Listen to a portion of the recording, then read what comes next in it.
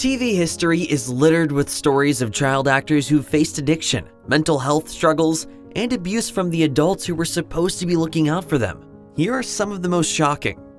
Ariel Winter grew up on television. She played scholastic overachiever Alex Dunphy on ABC's acclaimed sitcom Modern Family for 7 seasons. He's beating me in Words with Friends. How is that even possible? Imagine having to live through your formative years in front of an audience of millions. To make matters worse, her mother dressed her inappropriately for her age. Winter told The Hollywood Reporter that, as young as age 7, I was dressed in the smallest miniskirts, sailor suits, low-cut things, the shortest dresses you've ever seen. People thought I was 24 when I was 12. If there was going to be a nude scene when I was that age, my mother would have 1,000% said yes. I don't know what she's talking about. I really don't. Things eventually got so bad between Winter and her mother that she decided to pursue emancipation. Winter got her wish at age 17 when the Department of Children and Family Services ruled that her mother had emotionally abused her. Winter's older sister took over as her legal guardian until she turned 18. She took to X to express her thanks to her sister and dad, posting, "I really couldn't have done it without them. Thank you to all of my family, friends, and fans who have supported me through all of my endeavors in life and have encouraged me." Jodie Sweetin, who played Middle Tanner child Stephanie on Full House, has been frank about her struggles after the series ended. She resorted to alcohol, despite being just 14 years old at the time, and she later turned to drugs. When she appeared on Dancing with the Stars in 2016, Sweetin shared, "Drugs and alcohol just sort of numbed everything.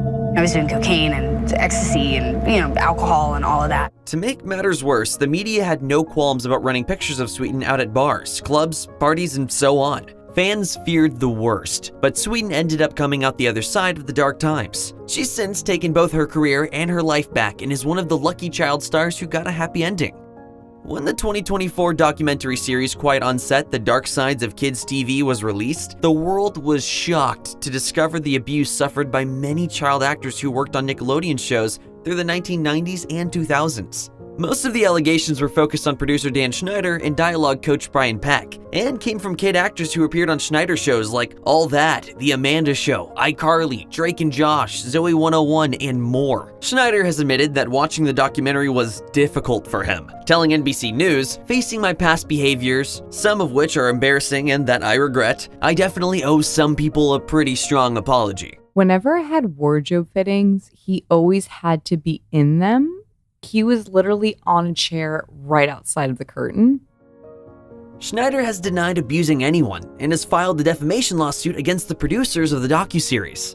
The lawsuit claims Schneider was not a child sexual abuser himself, but for the sake of clickbait, ratings, and views, or put differently, money, defendants have destroyed Schneider's reputation and legacy through the false statements and implications that Schneider is exactly that. Brian Peck was arrested in 2003 and found guilty on 11 counts of lewd conduct with a minor, Nickelodeon star Drake Bell. I woke up and he was sexually assaulting me. Peck was sentenced to 16 months in jail and ordered to register as a sex offender.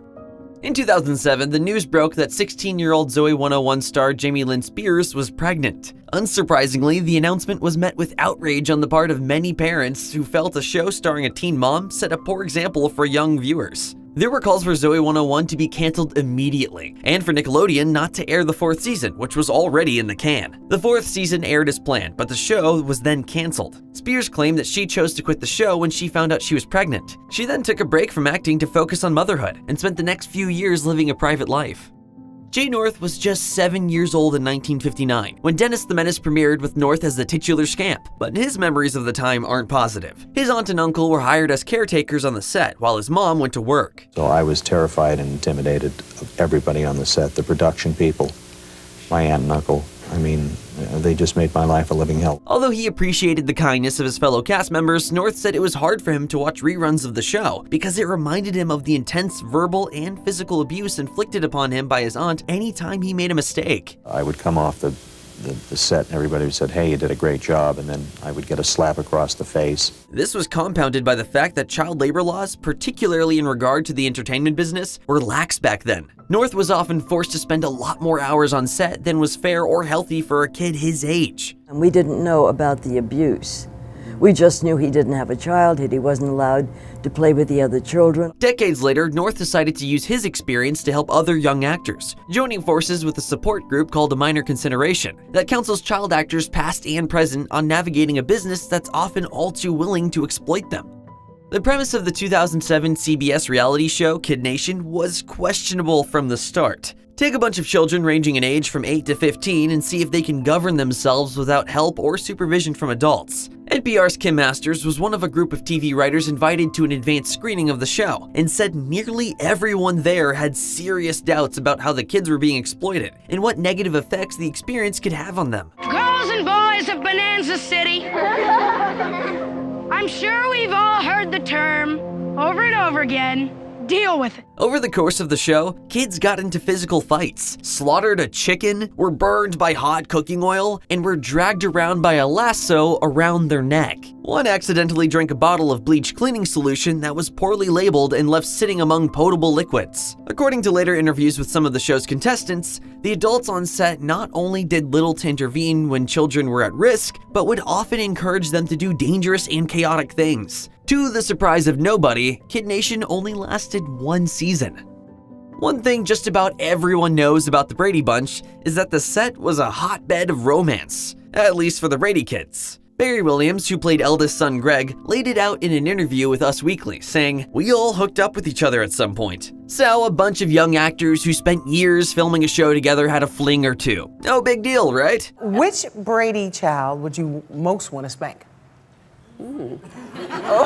What is controversial is the much repeated urban legend that Greg had a thing with Florence Henderson, his TV mom. Williams only really copped to having a crush on her, but Henderson admitted she took Williams out to dinner once, when she was 36 and he was 16. The evening ended with her kissing Williams on the cheek, which, under the circumstances, could be confusing. I was always attracted to her. Henderson addressed the subject on her website, writing, "I guess in a sense it was a date because Barry thought it was. But of course, I had no idea that his intentions were to date me. It has made for a good story, though." Growing Pains, which first aired on ABC in 1985, was a traditional sitcom about a suburban family of 5. Tracey Gold played Carol, the second oldest kid and the show's token nerd, back when any character who even remotely cared about school or enjoyed reading automatically earned that label. Carol was often the butt of jokes about being a bookworm, especially from her cool older brother played by Kirk Cameron, but the nerd jokes were just the beginning. Gold's weight tended to fluctuate, as it does for pretty much every teenager in existence. And it was the 1980s. Back then, it was perfectly okay to make fun of someone's weight, and the show's writers really leaned into the subject. Then now that Mike's gone, it's your job to insult me? You got it, Jumbo. As the jokes got progressively meaner, Gold eventually worked up the nerve to complain to the powers that be, only to be told that teasing a sibling about their weight is just something big brothers do. Not only did they shut down her protests, but they let her know that she needed to lose weight to keep her job. Doctors put Gold on a 500 calories a day starvation diet, and soon the storylines transformed to reflect how much more attractive Carol suddenly was, up to and including her being named Homecoming Queen. In a 2025 interview with People, Gold recalled, "All of a sudden, everybody's coming up to me on the set going, 'Oh my God, you look so good, you look so beautiful, you look so amazing.'" It made me feel like, did I look that bad before? Were people talking behind my back? The situation messed with Gold's head and her relationship with her own body to the point where she struggled for years with anorexia. People talk about a Diff'rent Strokes curse, and who can blame them? 2 of the show's former child actors, Dana Plato and Gary Coleman, died young, and a third, Todd Bridges, has struggled with addiction and legal issues. Plato and Bridges both fell into substance abuse, while Coleman was overworked and taken advantage of financially by his parents. After the show ended in 1986, Plato tried to build her career, but her most notable post-show role was in the 1992 video game Night Trap, which was largely maligned in its day and only later achieved cult classic status. She struggled with addiction throughout her life and was even arrested for forging Valium prescriptions. In 1999, at the age of 34, Plato was found dead of an overdose of prescription drugs. Although he was instantly recognizable, Coleman also never again achieved the level of success he had on Diff'rent Strokes, and at one point was forced to work as a mall security guard to make ends meet. He died in 2010, aged 42. On a happier note, Bridges managed to turn his life around and is still acting today. He starred in the holiday-themed romantic comedy Christmas in the Friendly Skies in 2024. Between his roles on the shows 8 is Enough and Code Red, child actor Adam Rich was affectionately known as America's little brother during the late 70s and early 80s. But as he got older, Rich struggled to accept the decline of his career. Faced with an industry that seemed to no longer have any use for him, he spent the rest of his life dealing with that rejection in less than ideal ways. After a stint doing voice work for the 1983 Dungeons & Dragons animated series, the young actor spent the next 8 years unable to land anything other than single-episode guest appearances on various TV shows and a couple of 8 is Enough TV movies.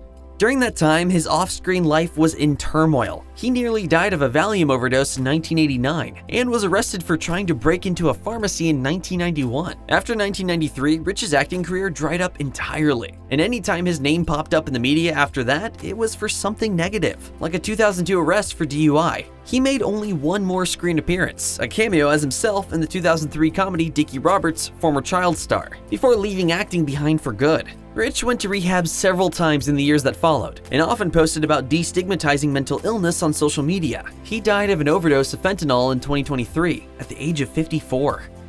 If you or anyone you know has been a victim of abuse or sexual assault, or needs help with addiction issues, help is available via the following resources: the Rape, Abuse, and Incest National Network's website or its national helpline 1-800-656-HOPE 4673.